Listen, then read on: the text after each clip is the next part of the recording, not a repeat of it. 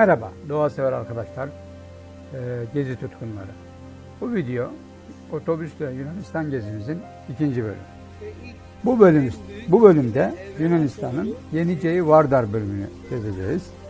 Sırasıyla Evrenosbey Türbesi, Osmanlı Saat Kulesi, son Osmanlı Kaymakamı Emin Bey'in kaymakamlık yaptığı binayı göreceğiz. 70 metreden düşen efsane Vardar'daki şelaleyi ziyaret edeceğiz. Ve sırasıyla şelaleden sonra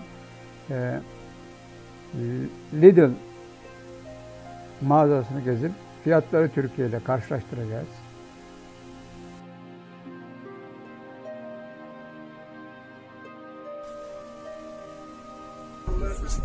Daha sonra istikametimiz Kavala. Kavala'yı ziyaret ettikten sonra Çifte Kilise'nin bulunduğu ziyaret edeceğiz. Burada resim ve fotoğraflarımızı çektikten sonra kısa bir free shop ve daha sonra memlekete dönüş heyecanı. Öyleyse film başlasın.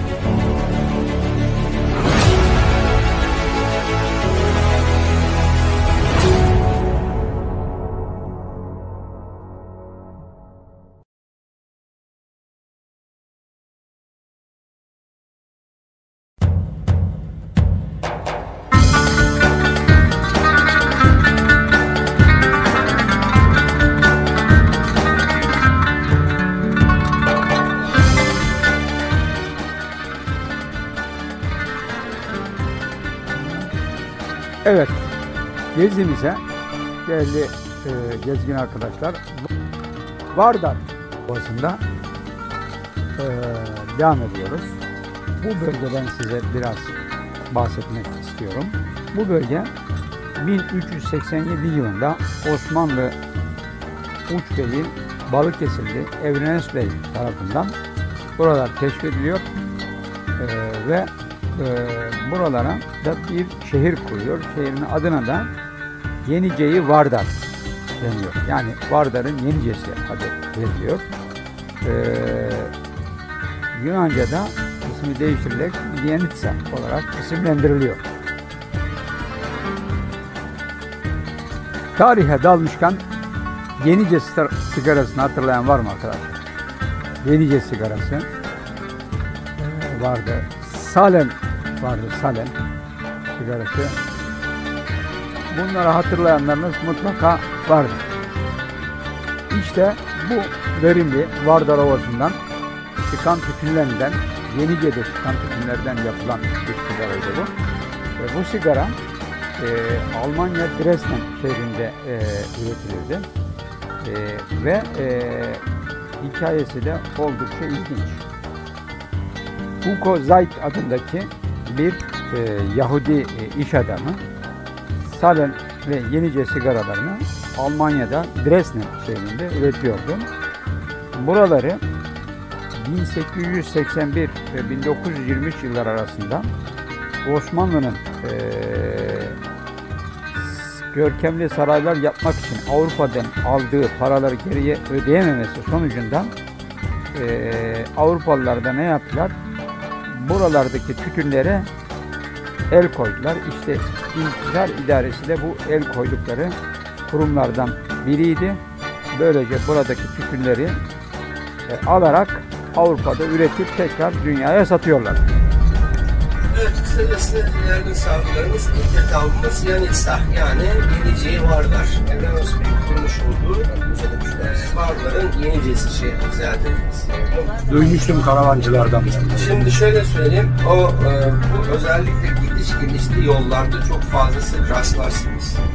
Bunlar Eklisaki adını veriyor bunlar. Eklisya, kilise demektir. Eklisaki, kilisecik, yani küçük kilisecik. Bunlar o bölgede, yani orada, o noktada hayatını kaybeden aile fertleri için dikilmiş olan şeyler, kiliseler. Hediyeler tanrıları ikna eder. Hediyeler tanrıları ikna eder. Hediyeler sadece tanrıları ikna etmiyor. Bugünün rüşvetini adamlar bunu tarih öncesinden söylemişler.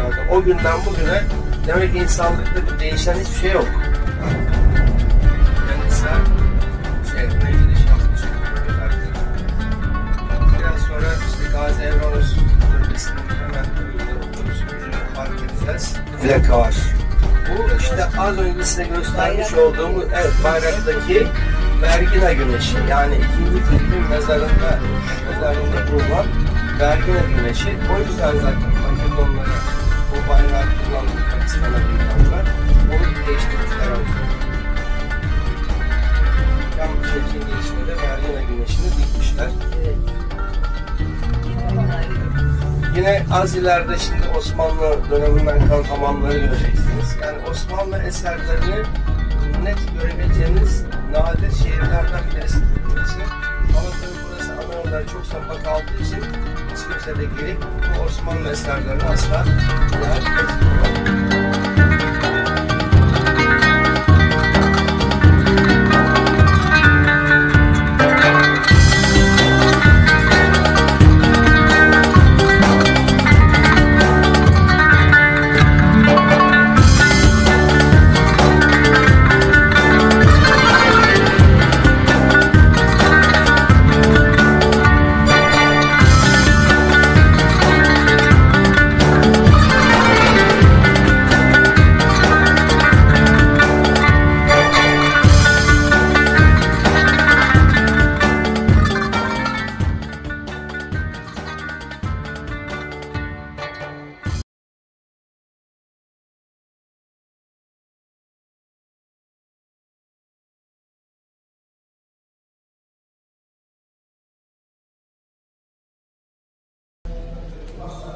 Bahsetmiş olduğum İngiliz bir ressam seyyah buraya geliyor. 1841'li yıllarda, 1841'li yıllarda Yenice'nin o Osmanlı dönemindeki fotoğraflarının çizimini yapıyor. Yani bu da şimdi yapılmış. Karşılığında Gazi Evranos Bey'in şeyi var, mezar taşı, değişik bir mezar taşı. Tabii orada eski hali, en eski hali o sandıkması. Sandıkların üzerine konulan falan. Onlar tabii yok. Çünkü zamanında yapılmış, kaybolmuşlar. Nerede onu bilmiyoruz. Ama şimdi içeride mezar kısmı biraz altta kalmış. Tabii buraları eskiden böyleydi zaten. Yeni fotoğraflarına baktığınızda göreceksiniz. Buraları falan toprak her yer. Asfalt yok. Tabii daha sonra yol çalışmaları falan biraz gösterince o mezar altta kalmış. Ama şey var yani. Biliyorsunuz. Burayı bir ziyaret edeceğiz. Daha sonra işte Skildi'deki herhalde saat kulesi, ondan sonra Ahmet Bey'in şeyine gideceğiz. Oradan Emin Bey'in son kaymakam köşkünü ve şeyini göreceğiz. Kaymakamlık binasını. Sonra turumuzu tamamladıktan sonra serbest zaman vereceğim zaten.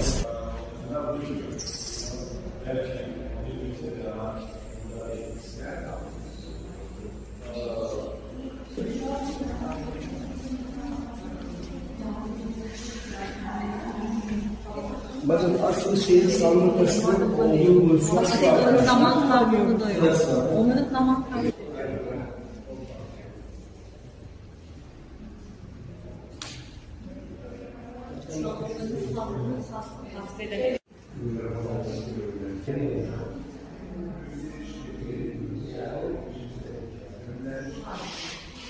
İşte ilk en büyük yine Evrenasoğlu Şerif Ahmet.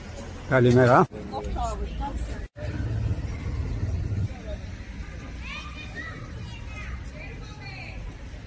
İşte ilk en büyük saat kulelerinden birisi yine Evrenasoğlu Şerif Ahmet Bey'in yaptırmış.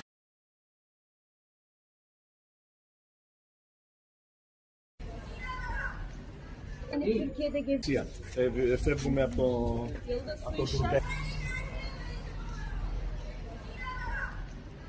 Türkiye'de geziyormuş gibi. Tabii. Ben de özlem onu söylüyorum. Selanik'ten kalkıp trene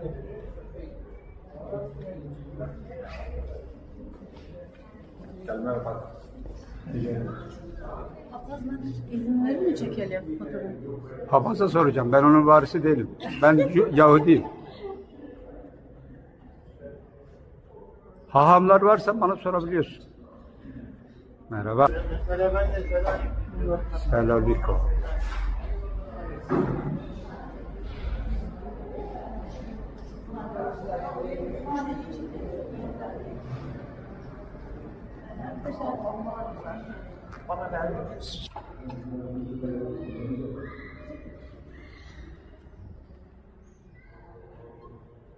İşte benimki şey gibi değil. Hanımefendiyle kafanın değişik oturun.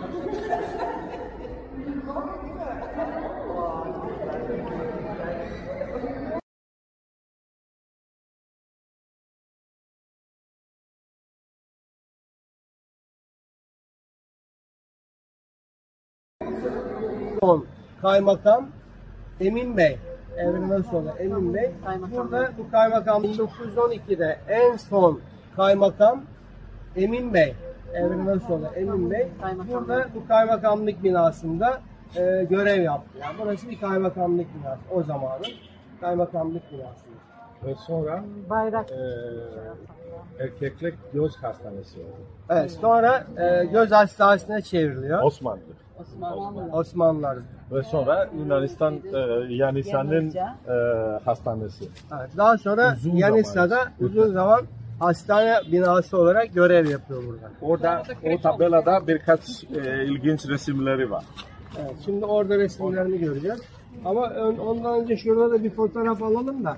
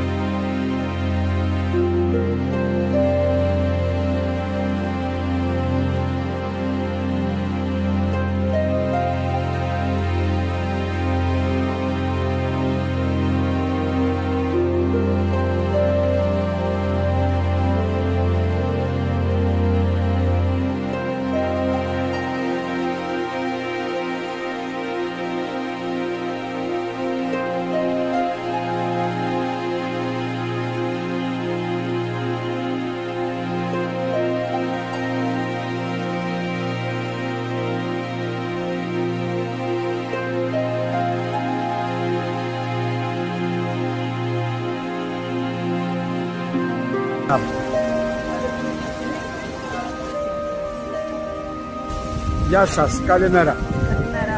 Evet, Vardar Ovası'na geldiniz efendim. Nasıl buldunuz? Vardar Ovası.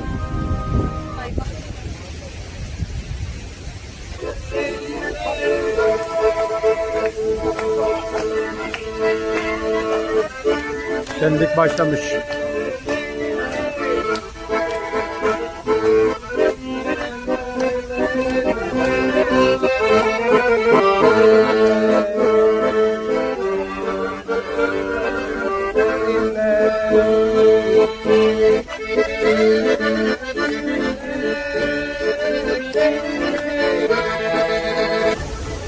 Evet arkadaşlar. Açtım resimler aşağıda.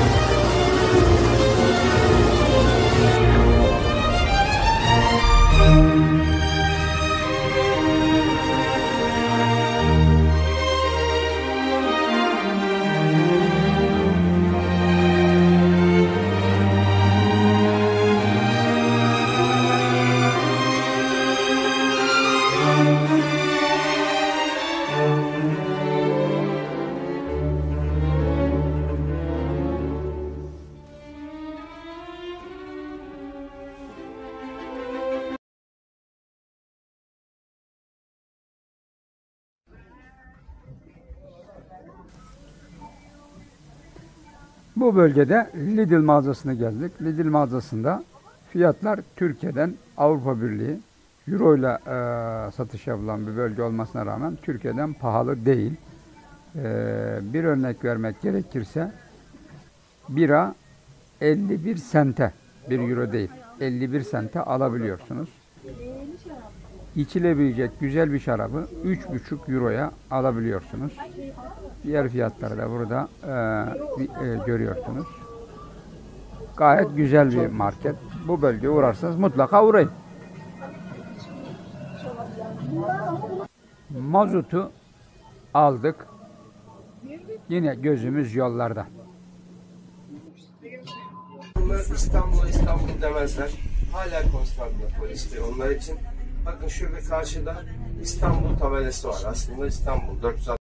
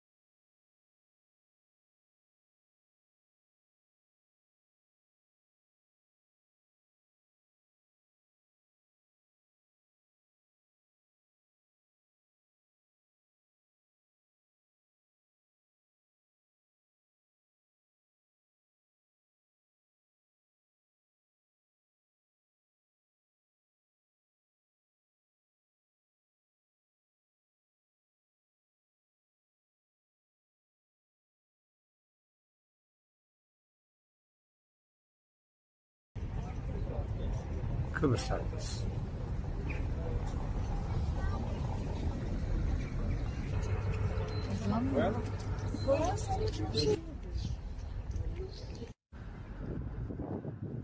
Ne diyorsun ya?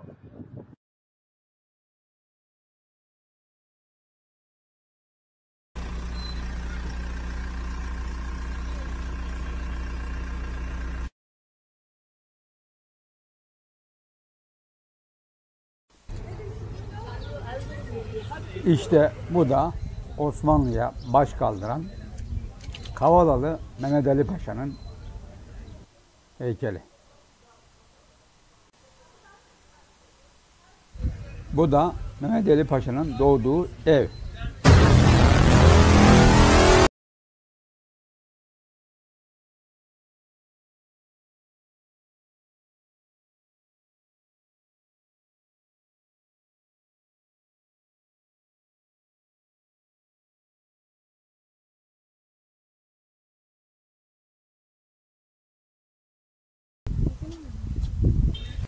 Evet bakın sağ tarafa bakıyoruz. Kiliseleri görüyoruz bakın gölün ortasında. Birbirine tahta iskelelerle bağlanmış. Sağ tarafta küçük olan Meryem Ana Kilisesi, sol taraftaki o tuvaletin olduğu büyük olan da Aziz Nikolaos. Aziz Nikolaos da denizcilerin azizidir. Yani denizciler denize çıkmadan önce Aziz Nikolaos'a gidip dua ediyorlar. Poseidon'un Bunlar yapıyorlar.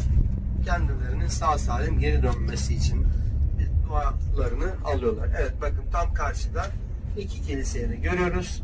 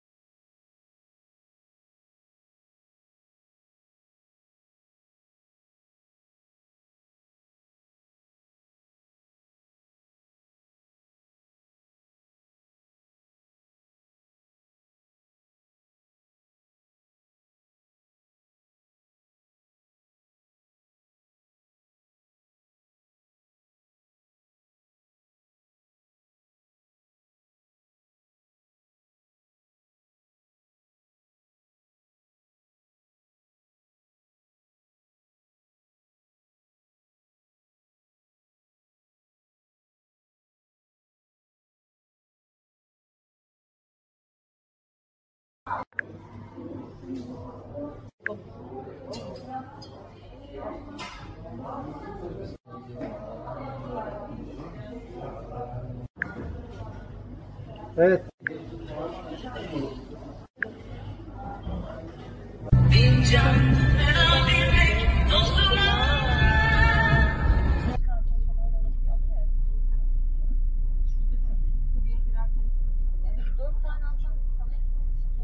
Şimdi bu mavi kısım Yunanistan. Evet, gezdirirsin. Şimdi bak onun askerlerine yaklaştığı zaman indirin telefonları yalnız. Artık Türk tarafına girmiş bulunuyoruz. Evet, memlekete hoş geldiniz arkadaşlar. Hoş bulduk. 3 günlük Yunanistan seyahatimizin sonuna yaklaşmış bulunuyoruz. Ama sana aşkına olana bin can fena bilmek dostuna hep üşütük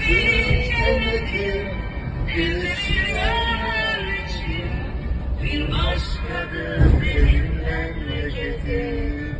Hadi sizde. Lay lay lay lay lay lay lay lay.